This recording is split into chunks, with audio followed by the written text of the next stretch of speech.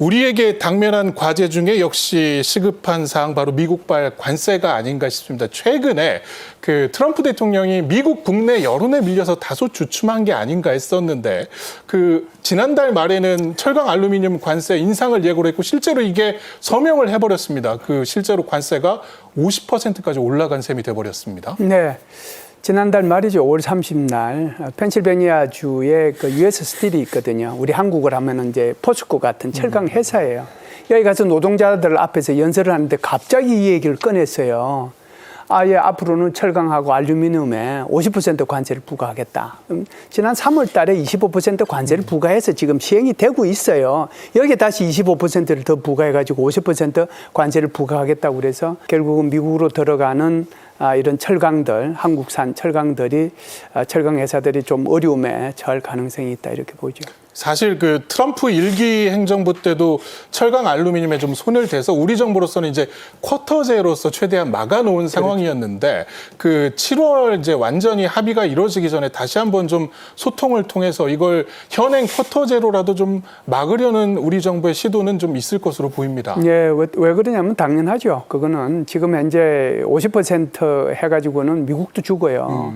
사실상 미국으로 들어오는 US 스틸로 생산되는 것만 가지고는 미국이 감당을 안 되거든요. 그러면은 결국 다른 나라로부터 이거 철강을 수입을 해야 된단 말이죠. 그런데 모든 이 건축 자재의 기본이 바로 이게 철강인데 이게 50% 이제 관세 때려버리면 뭐 전부 다 가격이 다 올라가는 거죠. 이건 이제 미국 스스로도 바람직하지 않는 거고 제가 볼 때는 이것도 여전히 협상용이다 이렇게 저는 생각을 해요.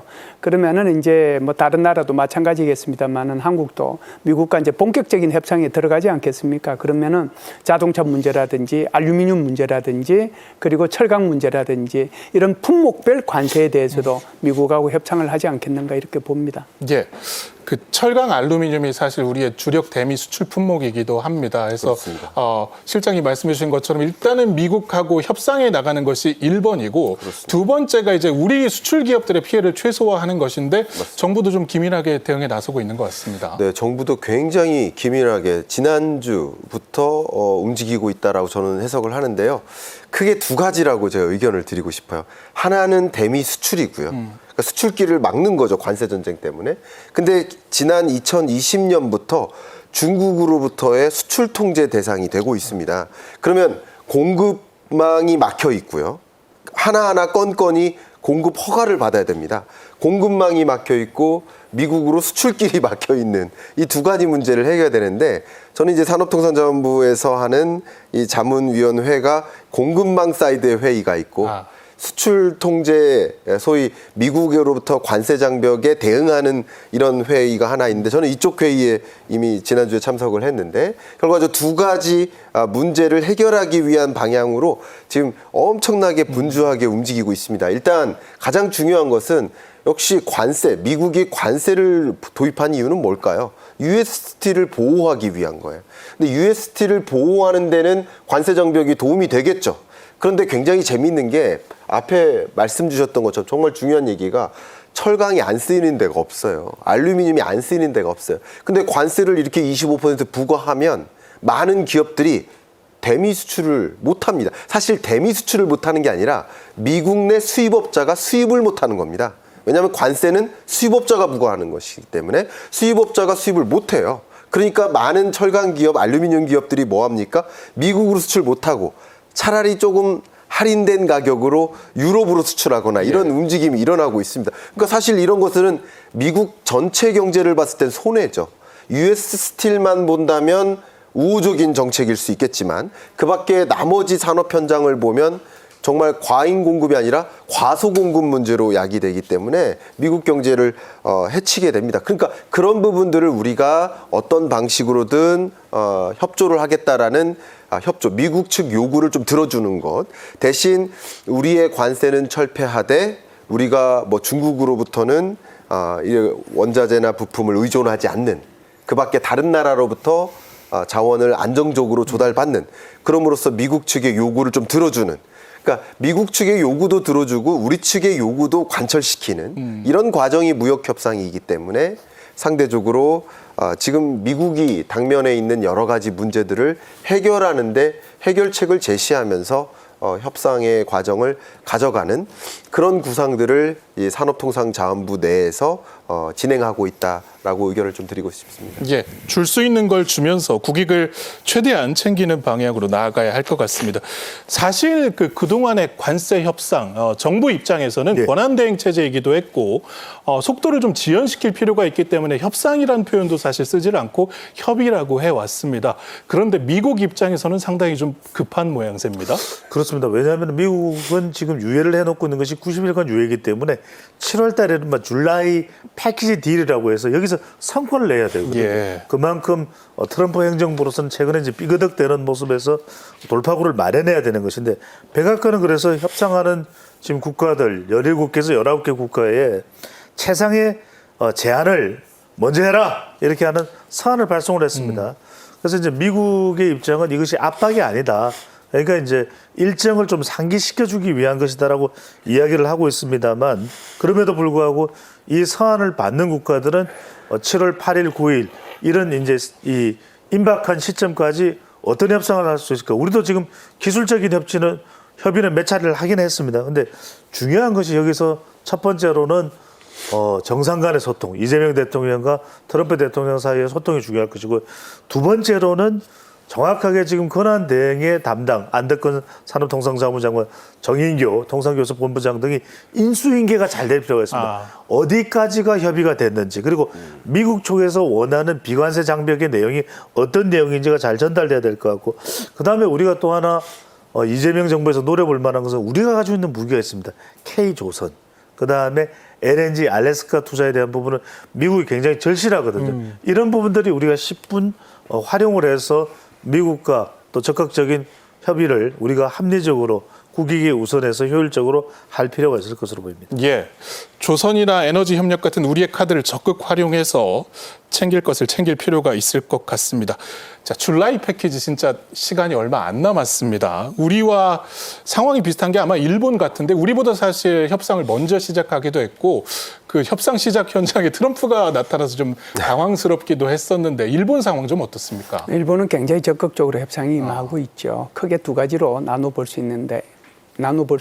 하나는 이제 정상 차원에서의 협상이 있고요. 두 번째는 고위급 차원, 소위 말해서 장관급 차원에서 협상이 있습니다. 그래서 지금 말씀하셨던 것처럼 정상 차원에서의 협상은 이미 한 차례 이시바 시게루 총리가 미국을 방문함으로써 한번 협상을 했잖아요. 한번 회담을 했고. 그다음에 이제 이번에 그 나토 정상회담도 있고 G7 정상회담도 있는데 적어도 두 번 중에 한 번 이상은 트럼프 대통령하고 이시바 시게루 총리가 만나서 회담을 할 수 있다. 그러면은 이제 적어도 두 번 정도의 정상회담이 있는 거잖아요.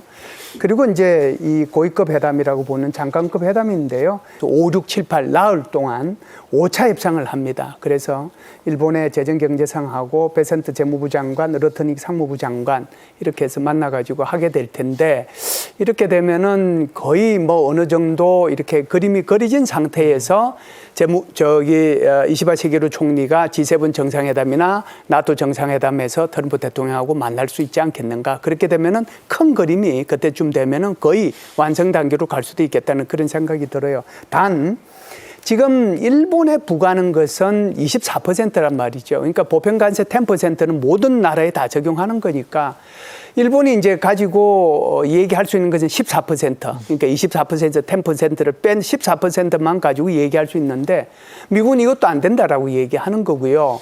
또 이제 일본이 가장 바라고 있는 것은 바로 자동차지 않습니까? 자동차 관세 그리고 이번에 이제 철강 알루미늄까지 갔는데 이 부분에 대한 양보를 이제 끝까지 받아내겠다라고 하는데 제가 볼 때는 이번에 5차 고위급 회담에서 어느 정도 결실이 좀 있게 되면 이것이 정상회담으로 연결이 돼서 마무리 단계로 접어들지 않겠는가 이렇게 봅니다. 예, 교수님. 우리 정부로서는 사실 권한대행 체제이기도 했고 해서 이걸 뭐 성급하게 의사결정을 할 수가 없었습니다. 그렇습니다. 그런 상황에서 이제 뭐 스캇 베센트 재무장관 같은 경우는 이거 천천히 결정할수록 아마 관세율 높아질 거야라고 으름장을 놓기도 하는데 현 정부 이제 출범하게 된 현 정부가 이 관세 협상에 어떻게 속도를 내야 할지 아니면 좀 지연을 시키면서 봐야 할지 어떻게 보십니까? 네. 둘 다 아니라고 생각합니다. 이거는 의견이니까요.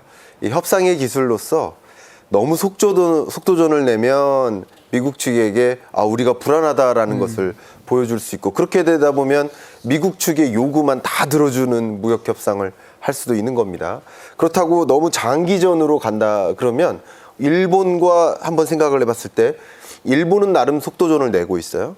그러면 일본은 우선 협상국으로서 예를 들어서 관세 유예의 과정을 거칩니다. 근데 일본과 우리나라를 생각해 보면 대미 시장을 놓고 봤을 때 수출 경합도가 높은 국가예요.